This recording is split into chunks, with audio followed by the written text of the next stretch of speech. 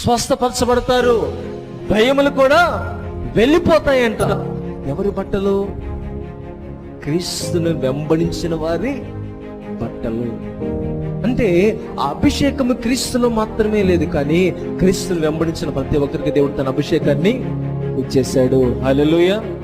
ఈరోజు నువ్వు వెంబడించగలిగినట్లయితే దేవుడు నీ బట్టల్లో కూడా అభిషేకాన్ని తీసుకుని వస్తాడు. రోగుల్ని ఏం చేశారంట? వేదుల్లోనికి తీసుకుని వచ్చారంట.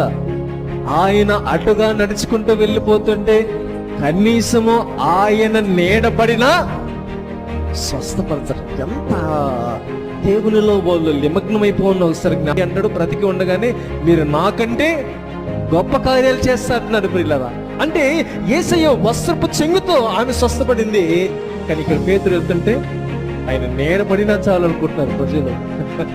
ఎంత గొప్ప విషయమో.